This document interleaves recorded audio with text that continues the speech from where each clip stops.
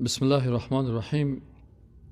إن الحمد لله نحمده ونستعينه ونستغفره ونعوذ بالله من شرور أنفسنا ومن سيئات أعمالنا. من يهده الله فلا مضل له ومن يضلل فلا هادي له، وأشهد أن لا إله إلا الله وحده لا شريك له، وأشهد أن محمدا عبده ورسوله. يا أيها الذين آمنوا اتقوا الله حق تقاته ولا تموتن إلا وأنتم مسلمون. يا أيها الناس اتقوا ربكم الذي خلقكم من نفس واحدة وخلق منها زوجها وبث منهما رجالا كثيرا ونساء. يا أيها الذين آمنوا اتقوا الله وقولوا قولا سديدا يصلح لكم أعمالكم ويغفر لكم ذنوبكم، ومن يطع الله ورسوله فقد فاز فوزا عظيما. أما بعد، بسم الله الرحمن الرحيم. الحمد لله والصلاة والسلام على رسول الله صلی الله علیه و سلم. برادرای محترم، السلام علیکم و رحمت الله و برکاته. موضوعی که ما و شما انشاءالله در چند درسی را ادامه خواهد دادیم اگر زندگی بود با کمک و استعانت الله، موضوع جنگ فکری هست. و جنگ فکری که است، این یکی از موضوعات بسیار مهم در عصر امروزی است و این به خاطر ازی بسیار مهم است که امروز ما مسلمان ها در تمام جهان در یک جنگ فکری بسیار خطرناک قرار داریم و این جنگ فکری تاریخچه بسیار طویل داره. فهمیدن جنگ فکری و تاریخچه ازی و وسایل ازی و اسالیبی که در جهان اسلام از استفاده میکنه، این برای مسلمان بسیار مهم است. خب من زیاد سر مقدمات زیاد گپ نمیزنم، مستقیما میریم سر کلمه جنگ فکری. این کلمه جنگ فکری که است، کلمه جنگ فکری را عرب ها ایره غزو ثقافی میگن و غزو فکری هم میگن در زبان عربی، الغزو الثقافی و الغزو الفکری. یعنی این نیست که ما این نو شروع کردیم یا مثلا اولین کس ما بوده باشون، بلکه استادای دیگه هم سر از این کتابان و شکلن تالیفات شده و خصوصا به زبانهای مختلف این بوده. و در فارسی را به نام تهاجم فرهنگی و جنگ فکری و حتی اصطلاحات دیگه هم هست که در خلال ما باز خدمتتان میگم که استعمال میشه برازیم. در تعریف از این علما چه قسم تعریف میکنن؟ استفاده از اسالیب جدید استعمارگران است با وسایل جدید منافقانه به هدف رسیدن به اهداف مختلف در سرزمین مسلمانان می باشه. یعنی اینجا چند چیز است. اول اسلوب بیان شده که فعلا در جنگ فکری یکی از چیزهای مهمی است که اونا اسلوب جنگ خود تغییر دادن. اما اسلوبی که سابق داشتن در تاکتیک های جنگی خود، در استراتژیک جنگی خود، در مقابل شدن با دیگران، این امو اسلوب خود تغییر دادن. مثلا در مضمون حقوق وقتی که درس دادن میشه، میگم جرایم جنایی که است تا 30 سالگی که است، میگم به شکل پرکتیک و عملی هست. مثلا یک بچه 18 ساله میخواد که یک بچه 20 ساله دیگه جنگ بکنه، عاجل که خارش آمد راستن میره از یخنش میگیره، یک چند بوکس دادانش میزنه. این جنگ چی است؟ جنگ فیزیکی هست. اما وقتی که آدم ریش سفید شد، 30 ساله شد، 40 ساله شد، بازی ریش سفیده اگه میخواد یک جوان لط بکنه، خودش لط نمیکنه، او رو توسط چی لط میکنه؟ توسط یک کس دیگه. یک کس دیگه رو پیدا میکنه، بازو رو برش رخ میکنه، او که خوبی رو زدن داد، باز خودش میره او رو چی میسازه؟ حتی دبنشان صلح هم میکنه. اینی رو میگن که بعد از 30 سالگی کس اکثرا ریش سفیدا برای جنگ کردن خود از جنگ فکری استفاده میکنن. یعنی اکثرا جنگ‌های از اینا جنگ‌های فکری هست. استعمار هم که هست، اینا وقت اینا آمدن حمله را شروع کردن وقتی که آمدن در منطقه مسلمان ها و اینا تانستن. فکرتان باشه بعضی کساست که اگر یک 10 سال یا 15 سال یا 20 سال یا 30 سال استعمار در یک جایی بود، او میگه که خلاص استعمار کامیاب است، دیگه برد ما را و تباه شدیم. شما جنگ‌های صلیبی رو سعی کنید که 200 سال ادامه پیدا میکنه و وقتی که 200 سال ادامه پیدا میکنه، بعد از 200 سال مسلمان ها چی میشن؟ کامیاب میشن و اینا را شکست میدن. چرا؟ اینا اونجا عواملی هست که سبب از این میشه، سبب ناکامی میشه، پس آن این عوامل مبدل میشه به کامیابی. در اول که است مثلا مثلا یک نسل است، یک نسل فرق میکنه. یک نسل است. من یک کسی پرسان گفتم افغانستان چطور است؟ استعمار مشکنانه. من گفتم نه، اون نسل دیگه هم نشکستان، نسل ما هم نمیشکنانه، نسل سومی مشکنانش. اون نسل قبلی که است و آماده پذیرش استعمار بودن، خودشان استعمار آوردن. یک کت لنگی رفت، یک کت ریش رفت، یک کت چپن، یک کت قلقولی، یک کت ریش کل. مقصد این مردمایی هستن که یا خود استعمار آوردن، یک تعداد دیگه هستن که حال مخالف استعمار هستن لکن دودله هستن. باشم برم چی کنم، جنگ کنم نکنم، گمش که خشونت نکن. امی ما و شما هم که از ما و شما هم چیزی ساخته نمیشه. اولادای ما و شما که است اونها نسل دیگه هستن که او مسلمانای صحیح می باشن. باز او کمر امریکا را مشکنانن، از انگلیس هم مشکنانن. مثل که در جنگ‌های صلیبی که بود، یک تعداد که استعمار اول موافقه کردن و چی کردن، سرزمین مسلمان‌ها را از پیش از اونها گرفت. یک تعداد دیگه که مثلا بعد از اینا آمدن یا دودله بودن، علا ما فلانی منطقه را بگیریم باش پاچایی مجلس من را، قدرت مجلس من را. نسل دیگه که جوانا آمدن که در رأس از اونها صلاح الدین ایوبی بود، بالاخره اونا را چی کردن؟ شکست دادن. اینا دشمنای اسلام وقتی که دیدن که در بین مسلمانان بیداری ایجاد میشه و جوانا بالاخره استاد شدن و مسلمانان در مقابل از اونها متحد شدن و صلاح الدین ایوبی توانست که قبل از اون نورالدین زنگی بود، متوجه هستین؟ اینا وقتی که تانستن که مسلمانان را با هم متحد بسازن، منسجم بسازن، اینا را از نگاه فکری جور بکنن. حالا بسیاری کساست مثلا خوب مسلمان است، مجرده که در یک مسلمان دیگه یک کمک نقص دید، فوراً میخواد سر از او حمله میکنه و میگه تو کل کارت، حرکتت کلش غلط است و تو درست نیستی. او یک ماه پیش تو خودت مدافع سرسخت ازی بودی، حالا چرا یک دفعه تحول کردی؟ چون خود از استقرار فکری نداره و این نمیفهمه که انسان کس بشک انسان کس مثلا انسان است، از پیش از این انسان این معصوم نیست. حالا صدایی خب مثلا من نمیتونم مثلا همو عصمت پیغمبر صلی الله علیه و سلم داشته باشم، یا من نمیتونم حتی همو اخلاقی که ابوبکر صدیق داشت ما داشته باشم. حتی ما نمیتونیم از یک صحابی یا یک تابعی یا حتی از یک تبع تابعی کوچک ما همو ایمان و قوت ایمانش داشته باشیم. چون ما در یک عصر کلان شدیم، در عصر زندگی میکنیم که عصر فتنه هاست و خود ما هم غرق از فتنه ها بودیم و تمام روز هجومات و فلانیست. همه قوم که خدا نگاه کردیم هم از رحمت الله هست.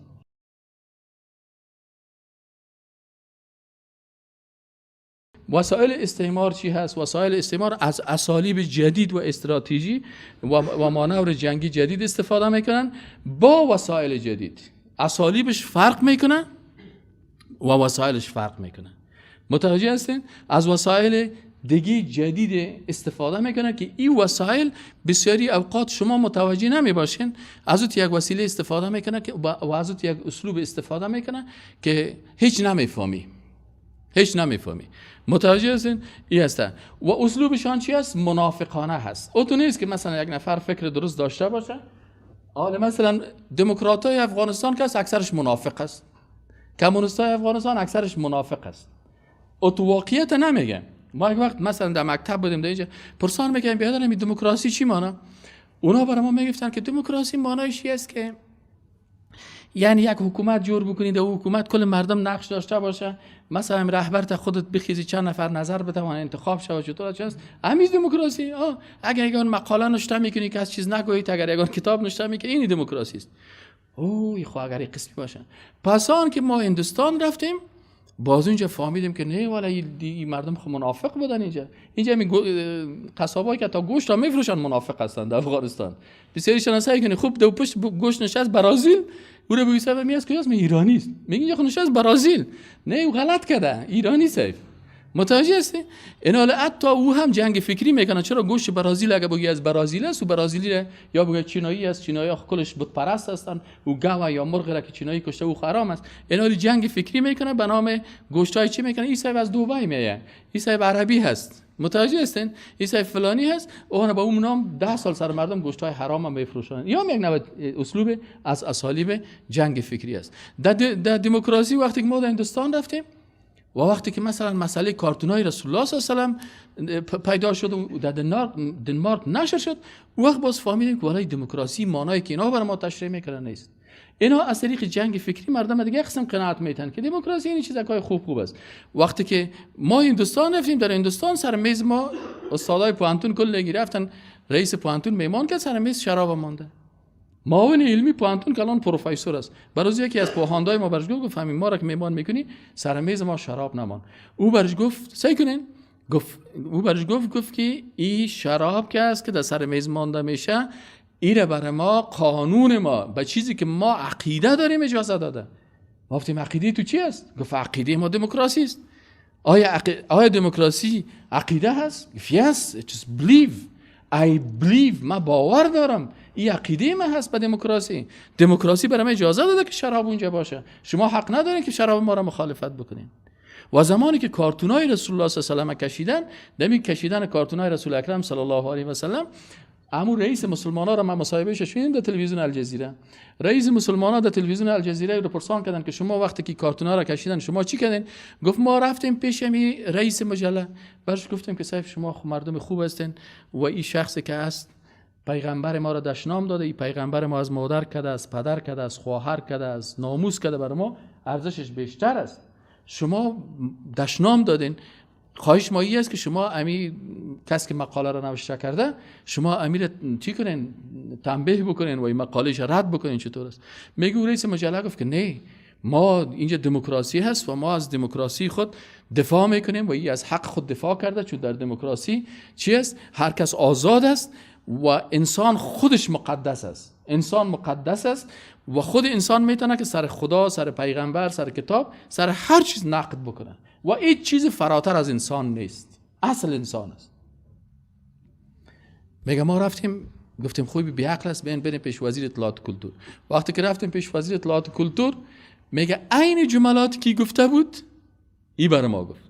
میگه ما رفتیم پیش صدراعظم، برش گفتیم جناب صدراعظم شما بزرگ از این مملکت هستین و اینطور است، ما را اینطور بیادبی کردن، چی کردن؟ میگه برای ما گفت که این قانون است و اینجا ای از امون نظامی که ما داریم و از باوری که ما داریم و از عقیده که ما داریم ای از حق خود استفاده کرده. من رئیس صدراعظم نمیتونم که با این مخالفت بکنم، چون اصل انسان است و مقدس انسان است و هیچ چیزی در مقابل انسان مقدس نیست و هیچ چیز برتر از انسان نیست.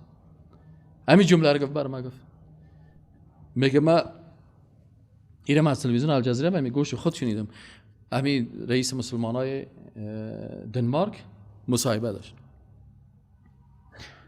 میگه من برشان گفتم که شما که کشورهای اسلامی تجارت دارین، من میگه پای شما را به جهان اسلام وقتی که نقل بتیم، جهان اسلام امروز شما قراردادهای تجارتی خود فسخ میکنه و شاید شما 2-3 میلیارد نقص بکنین. گفت ما دیگه چیز نشد، تو خاصی میقسم از شکل تهدید در مقابل از اون استفاده کنیم. میگو برای ما گفت که جناب ما به خاطر عقیده خود که دموکراسی عقیده ماست و اصالت انسان عقیده ماست و ای که هیچ چیزی از انسان بلندتر نیست و انسان میتونه که سر هر چیز انتقاد بکنه، سر خدا، سر پیغمبر، سر کتاب، هیچ چیز ارزش در مقابل از انسان نداره. ما به خاطر عقیده دموکراسی خود آماده هستیم که 20 میلیارد تاوان کنیم، 20 میلیارد تاوان کنیم، ولی ما عقیده خود چی نمیکنیم؟ تغییر نمیدیم. اونجا باز ما فهمیدیم که او به خدا این افغانستان وقتی که مردم از دموکراسی گپ میزنن، باز یگان ملا میگن که دموکراسی اسلامی. یک تعداد از علمای فروخته شده که در مقابل دلار و در مقابل روبل و دیگه اونا چی میگن؟ و دیگه باز اون فتواهای خود چی کردن؟ تغییر میدن. یکی از پروژه های جنگ فکری اینمی هست که این ما و شما خود خواندیم که در چی است. اینا اسلوب از اینا چی است؟ چی است؟ با یعنی به شکل منافقانه او تو صادقانه پیش تو نمیه که تو صادقانه بیای برد بگوی مثلا امی چی است؟ یکی کافر است، یکی مسلمان است، یکی منافق است. فرق بین کافر و منافق چیست؟ منافق که هست میگه ان المنافقین فی الدرک الاسفل من النار. متوجه هستین؟ اینه یک استاد ما تفسیر میکرد، میگفت که حالا چرا کافر نگفته فی الدرک الاسفل من النار، منافق گفته که فی الدرک الاسفل من النار، یعنی دمو زیر جای است، دموجه میگه دمو جای آتش دوزخ است. میگه به خاطر ازی که منافق خطرش بیشتر و زیادتر است نسبت به کافر. در قلب خود خوب میفهمه که حکم الله اینی قسم است، اما به خاطر پیسه حکم الله رو چی میکنه در زبان خود تغییر میده. از این خاطر یا فی الدرک الاسفل من النار. پس این کسایی که جنگ فکری میکنن یا سیستم جنگی از اینا چی است؟ منافقانه هست، در لباس دوست میایه، در لباس دوست میایه. از این خاطر جنگ فکری اینی خطرناک است. دیگه از استعمارگرا هست، غالبا جنگ فکری را استعمارگرا میکنن. اینال او استعمارگرا که هستن و از او استراتژیک و از او برنامه‌های سابق خود دست نکشیدن.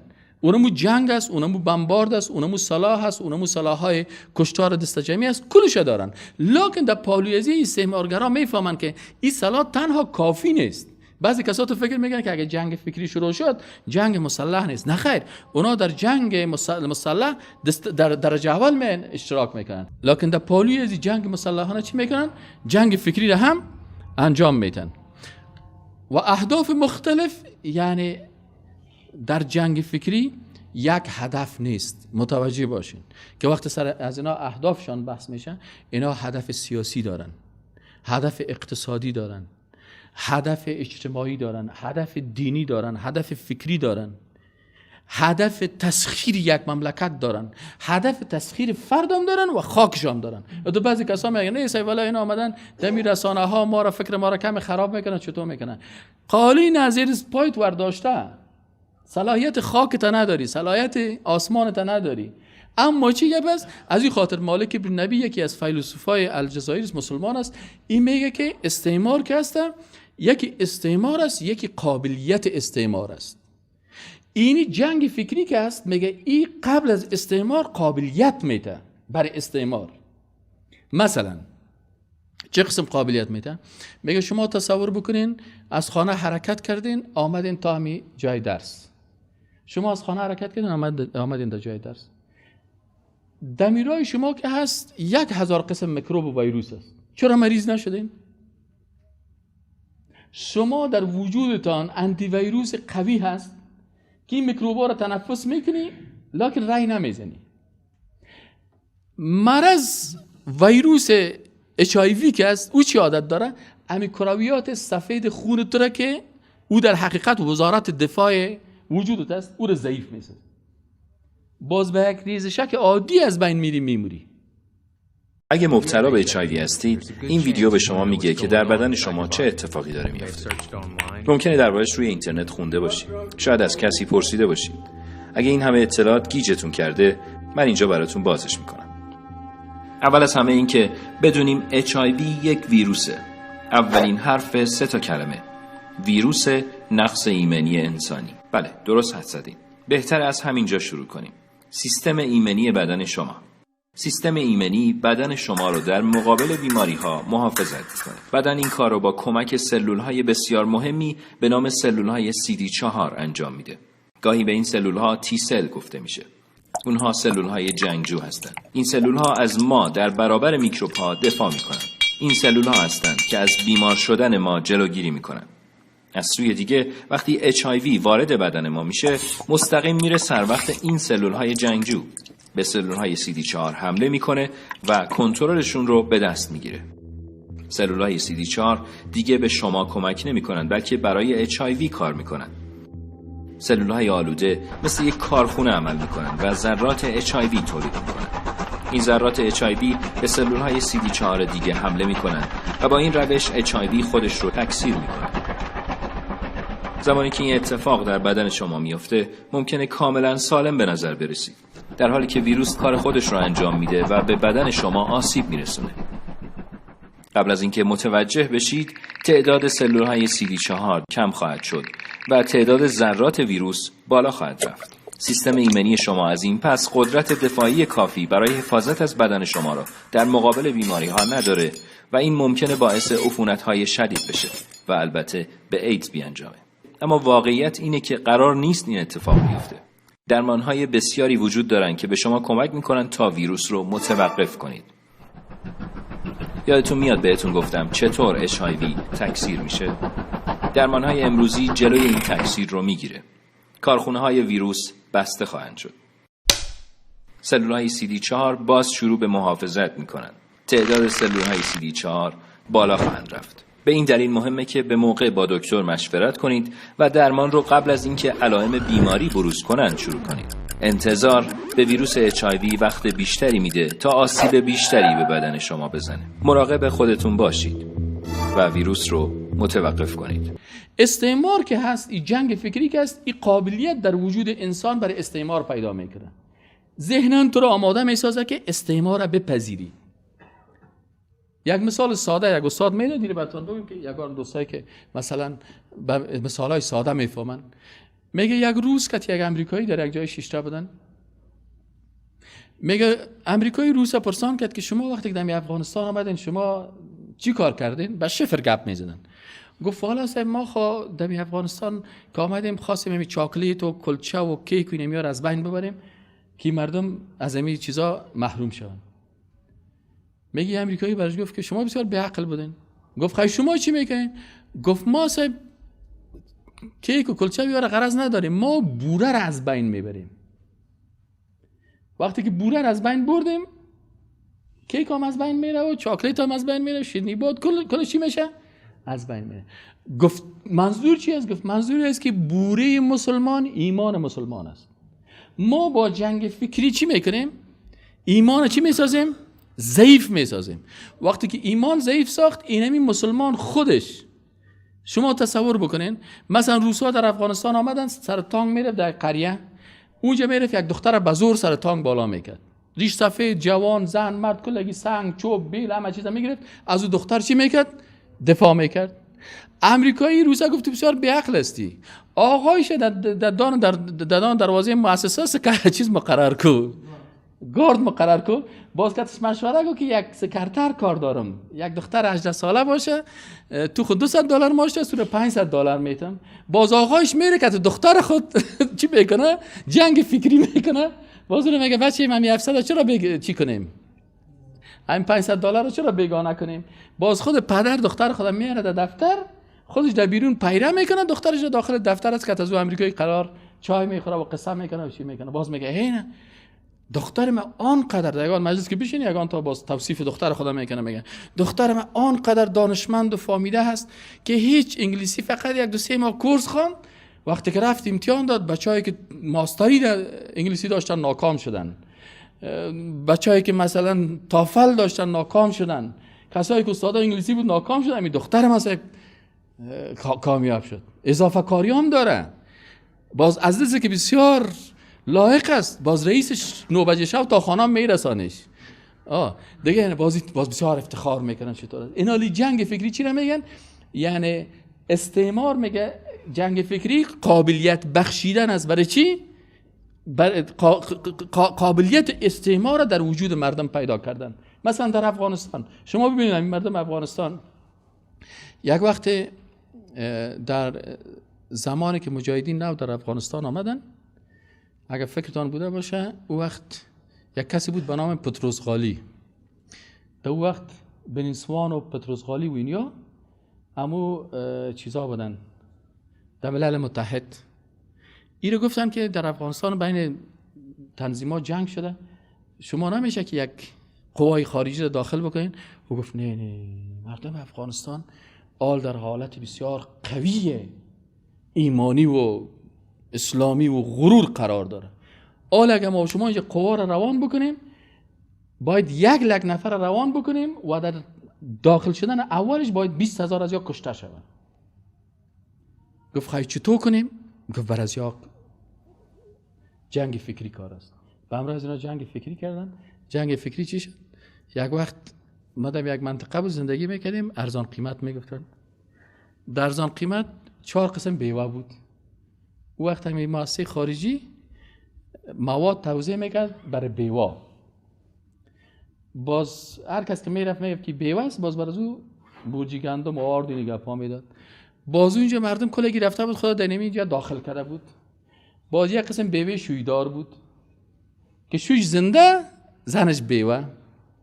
یک قسم دختر خانه بیوه بود در لیست بود که خودش دختر خانه لکن مواد بیوگی میگیره. یک قسم بیوه براستی بود، متوجه هستین؟ این بیوه بود. یک قسم دیگه بیوه هایی بود که او اصلا وجود فیزیکی نداشت. مثلا وکیل صاحب 10 تا بیوه را داخل کرده بود، هیچ بیوه وجود نداشت. فهمیدی یا نه؟ مثل حالا عسکرای خیالی میگن، نه؟ عسکر خیالی و مثلا استاد خیالی و ملای خیالی و فلانی خیالی. ملای خیالی رو براتون بگم چه قسم است. مثلا در یک مسجد میبرن یک خادمه که مسجد است، او خادم مسجد قرار اونجا یک لندغه رو میارن مقرر میکنن برو دمی بیکار هستی کجا هستی، میگه برو در مسجد خادم شو. چند ماهش میته 3000 میته 4000 خود دیگه کار نمیفرستن.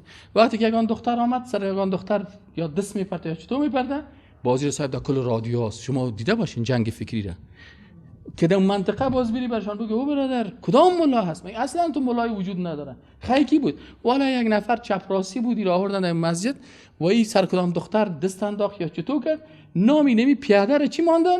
شیخ الحدیث ماندن. باز تلویزیون میگه که یک تن از شیخ الحدیثان بسیار بزرگی که احادیث و تفاسیر درس میداد بالا یک دختر، کدام دختر را تجاوز کردن؟ دخترشون معلوم نیست. متوجه هستین؟ این حال چی است؟ اینا را خیالی میگن. به خاطر چی است؟ به خاطر مخدر ساختن ذهن است. پس جنگ فکری که است این قابلیت استعمار میتونه. چه قسم قابلیت استعمار؟ وقتی که مردم زن خود برد بیوه اونجا چیز کرد، بی غیرت شد، کل بچه‌ها صدا میکرد. باز من اونجا استاد بودم، چند تا جوانا بودن تو تیر میشیدی سال میکردی که مردکه در چهار دیوالی خود پت کرده از اون آیت، چرا زنش در جمله بیواست. باز بچهای جوان صدا میکنن که الان مرده زنده شده، الان مرده زنده شده. اینی مردایی که زنده بودن کارت نان داشتن و کارت مواد بیوگی داشتن، یا در بین از این مردم چی شد؟ امی غیرت خود چی کردن؟ از دست دادن. بعد از این بهجابی رو رواج کردن.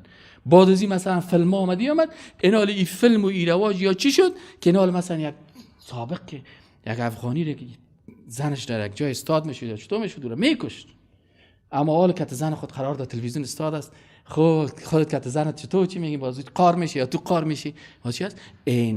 اینال اینی بی غیرتی ها ای چی است؟ این وسیله هست برای چی؟ برای قبولیت استعمار. باز اینی مردمایی که این قسم تسلیم است باز چی میگن؟ والا نه بیادر امی امریکایی ها خوب است. چرا؟ امی خارجی ها خوب است. این وطن دار تلویزیون داریم، زنای ما بیغم میگرده، دیگه صاحب رقص هست، دیگه صاحب بین همه چیز است. این حالا حکومت اسلامی که آمد اول چیزی که بند میکنه چی رو بند میکنه؟ به حجابی رو. اول کلا گیره زنا باید چی بپوشن؟ حجاب بپوشن. دومی تلویزیون های رقص چی میکنه؟ از بند میبره. دیگه این چیزا را این شراب فروشی ها چی میکنه؟ بند میکنه. این حال بسیاری کسا آماده چی شدن؟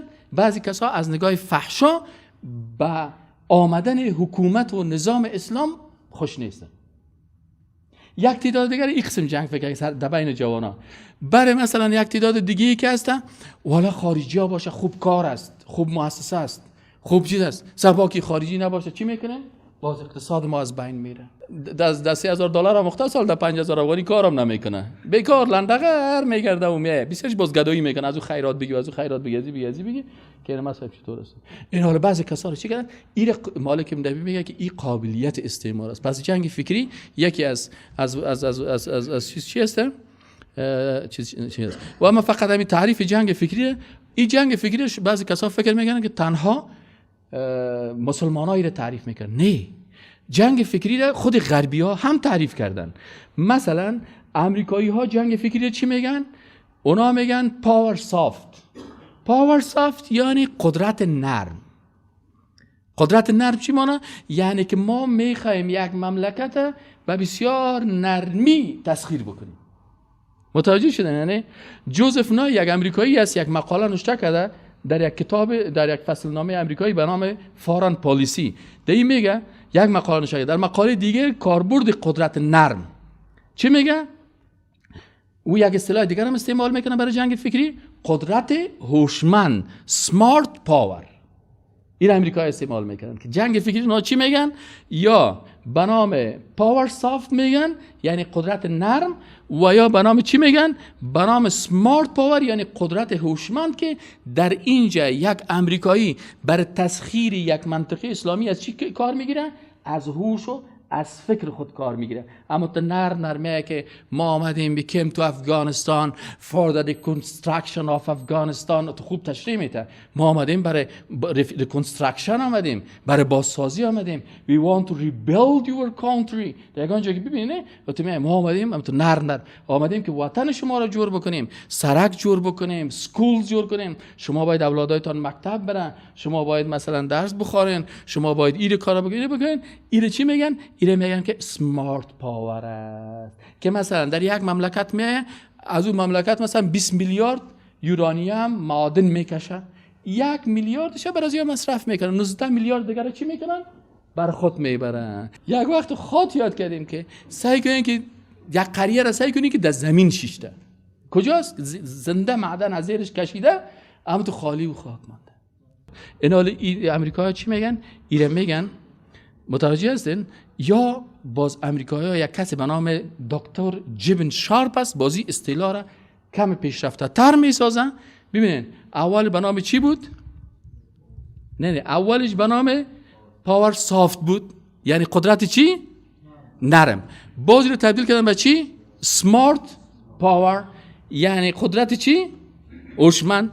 باز یکی از دانشمندای دیگه شان آمد، بازوا گفتن که نه، ما یک اصطلاح جدید میرم به نام انقلاب نرم، که ما میخوایم دیگه مملکت ها انقلاب بیاریم، غیرتش غیرت اروپایی بسازیم، قواریش قواری اروپایی بسازیم، وطنش مربوط به اروپا بسازیم، فکرش قواریش افغانی لکن مغزش اروپایی.